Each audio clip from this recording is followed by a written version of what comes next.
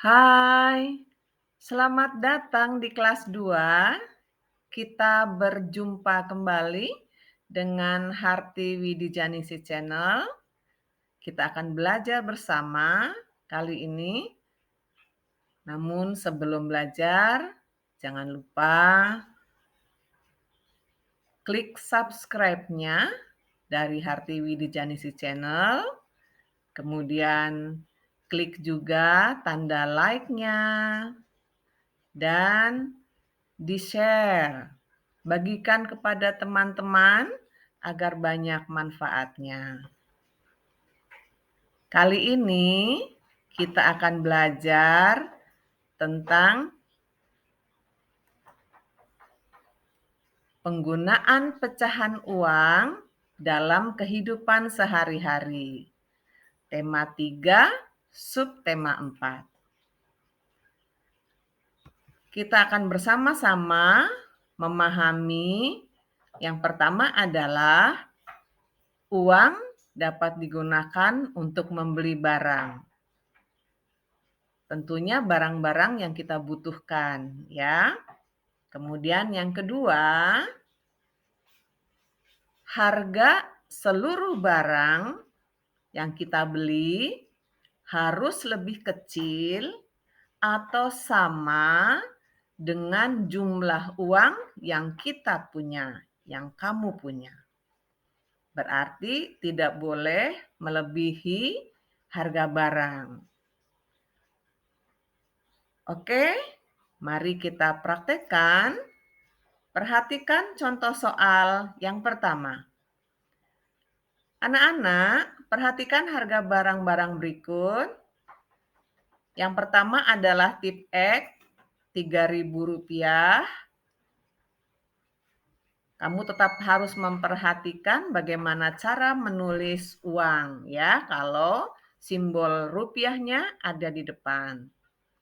Kemudian penggaris Rp1.000, pensil Rp1.500, buku Rp3.000, penghapus Rp2.000. Ingat baik-baik harga barang tersebut ya. Contoh soalnya adalah Andi memiliki uang 2 lembar uang Rp2.000. 2 lembar uang Rp1.000. Dan 3 keping uang Rp500. Barang apa saja yang dapat dibeli Andi?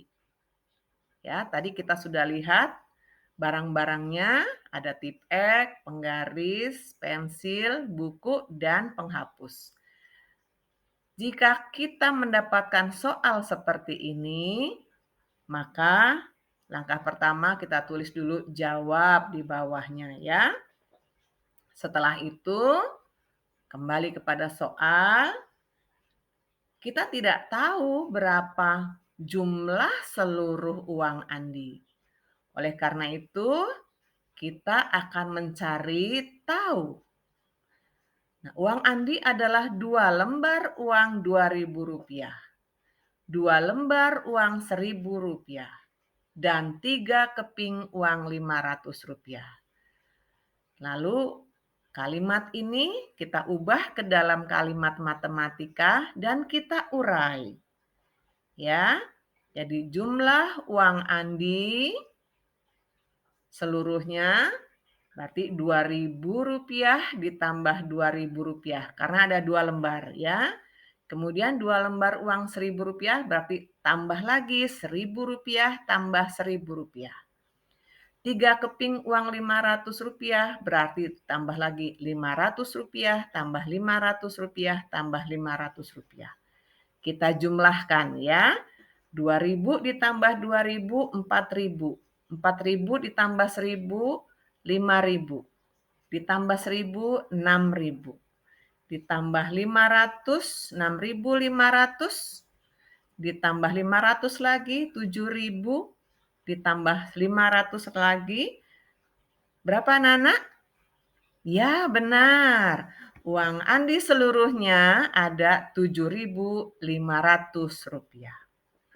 Kalau sudah mendapatkan jumlah uang Andi seluruhnya, lalu kita akan tahu Andi akan membeli apa.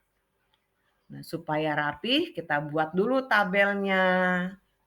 Nah, barang yang dibeli Andi itu apa?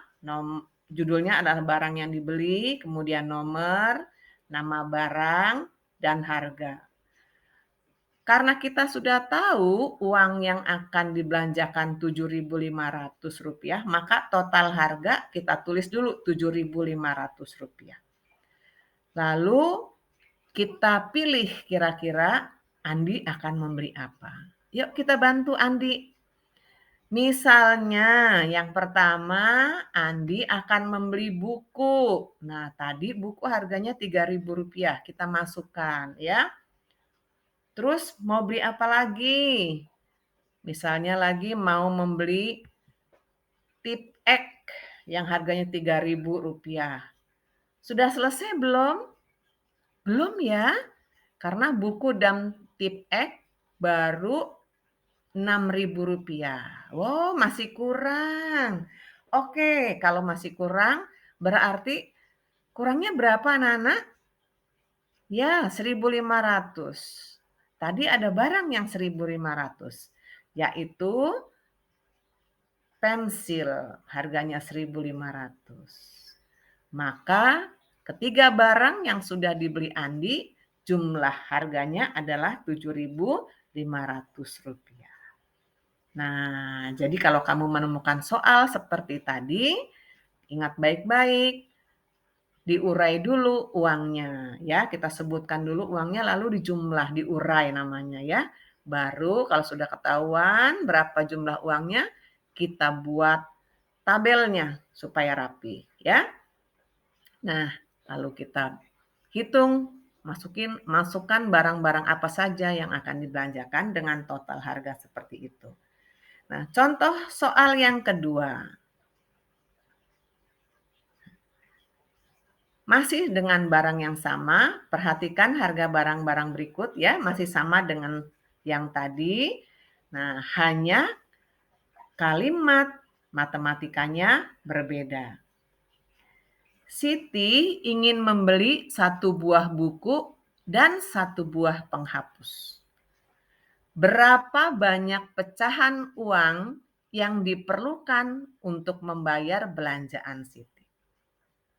Ya, anak-anak berusaha kreatif dengan menggunakan uang kertas dan uang logam. Ya, jangan langsung dengan uang yang bulat, tapi dengan uang yang pecahan. Kalau sudah demikian, kita akan kita mengurai dulu untuk mengetahui yang dibeli Siti adalah 1 buah buku. Ya, kita tulis dulu di bawahnya, jawab. Setelah itu, maka kita urai tadi ya, belanjaannya 1 buah buku dan 1 buah penghapus. Nah, 1 buah buku harganya adalah Rp3.000. Masih kurang ya? Kita masih ada lagi pembelanjaannya 1 penghapus. 1 penghapus Rp2.000. Kita jumlahkan pembelanjaan Siti. Ya, kita tarik garis, kemudian kita jumlahkan. Maka jumlahnya pembelanjaan Siti adalah Rp3.000 ditambah Rp2.000 sama dengan Rp5.000. Nah, belanja Siti sama dengan Rp5.000. Rp5.000 itu menggunakan pecahan uang kertas dan uang logam apa saja. Ya, jangan langsung uang Rp5.000 ya, Nak. Berusaha untuk menggunakan pecahan uang kertas dan uang logam. Kita belajar mengkreatifkan pemikiran kita, ya. Bu, misalnya 1 lembar Rp2.000. Oke, kita tulis. Nah, Rp5.000 itu dibayar dulu dengan 1 lembar Rp2.000. Tentu masih kurang ya. Harus ditambah lagi Misalnya 2 lembar uang Rp1.000. Masih kurang dong. 1 lembar Rp2.000, Rp2.000. 2 lembar Rp1.000, Rp2.000. Masih kurang, ya. Baru Rp4.000 jumlahnya. Maka kita pakai uang logam. 2 keping Rp500. Benar atau tidak ya? Kita cek dulu ya. Oke, jawaban ini kita cek. Kita jumlahkan dulu di kertas yang lain. 1 lembar Rp2.000 sama dengan Rp2.000. 2 lembar Rp1.000 sama dengan 2 kali 1.000 berarti Rp2.000. 2 keping Rp500 berarti 2 kali Rp500 sama dengan Rp1.000. Rp2.000 ditambah Rp2.000 ditambah Rp1.000, kita jumlahkan. Hasilnya adalah jumlahnya adalah Rp5.000. Berarti jawaban kamu yang tadi benar, ya. Jadi kalau kita mendapatkan soal yang kedua, kemudian berapa banyak uang yang harus disiapkan oleh Siti, maka Siti dapat menggunakan 1 lembar Rp2.000-an dan 2 lembar Rp1.000-an dan 2 keping Rp500-an. Oh, keren ya.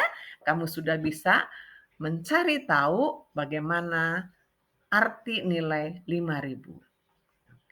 Nah, anak-anak, jika anak-anak belum paham mengenai 2 soal tadi, kalian bisa mempelajarinya kembali. Yang pertama tadi, dengan uang Rp7.500 dapat belanja apa saja, masukkan belanjaannya.